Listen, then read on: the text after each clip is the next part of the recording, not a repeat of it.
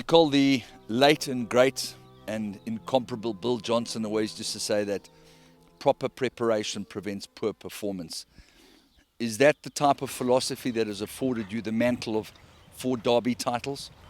Yes, absolutely. I agree with Bill there. So my motto is fail to prepare, prepare to fail, basically. So obviously the Derby, I mean, they're unique fences and you definitely have to prepare a lot.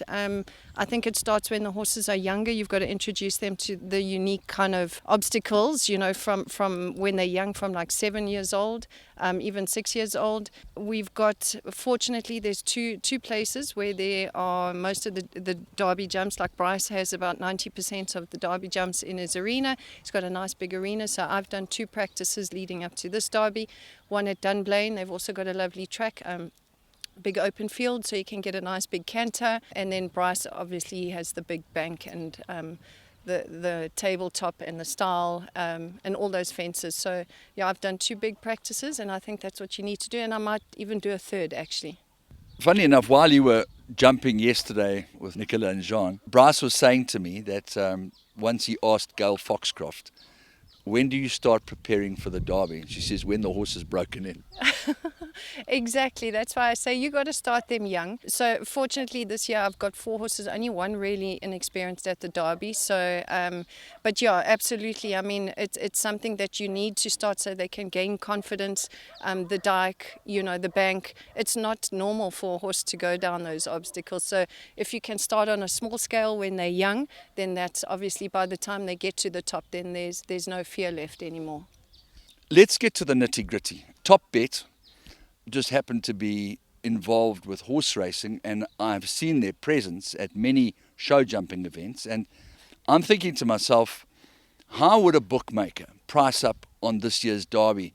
And I know it must be very hard for you to be objective, but who is the most likely winner of the Derby sponsored by United Aviation other than Nicole Horwood?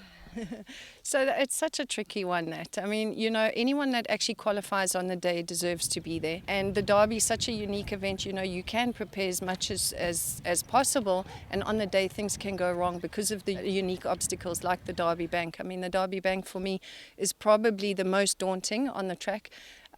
Because you know you only get to jump that specific bank once a year if you're in the Derby. So you can practice as many banks, you know, but actually on the day, that bank, the horses, sometimes they can take off a little too early, a little too late, and then things go wrong. So it's, you really have to have lady luck on your side, I think. And as I say, everyone that actually gets through to the final deserves to be there and stands a chance of winning. But obviously there are favourites that have been performing well of late, like Lisa. Lisa's done well. Ronnie Healy's also been doing really well. I think there's probably about 10 that have got really good odds to win.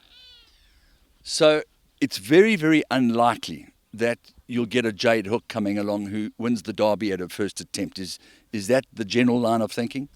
It is unlikely, but it has been done. I mean, Don Kamarka and I, it was our first Derby, and both of us had never jumped the Derby before, and we won it. So it can be done, absolutely. I don't know if there are any. I think there will be a few first-timers this year. So it's definitely, I mean, I don't think the odds were on me the year I won, so, and probably not Jade, so it's probably something to look out and think for. Okay, so there's only one Don Kamarka. I don't think that they ever kept that mold. They broke the mold when he was made because he was 1 in a zillion. But this fellow over here has got the most to die for temperament, and he's got a really, really extravagant jump, and he looks like the proverbial dream horse. Absolutely. Henning bred him, and then he went up for auction about 3 years ago, and I actually got another sponsor to buy him for me, because when I did the videos for the horses, obviously I go through and I ride a few, and I sat on him, and I knew from the beginning, the first time I sat on him, that he was really special. So I actually got another sponsor to buy him for me.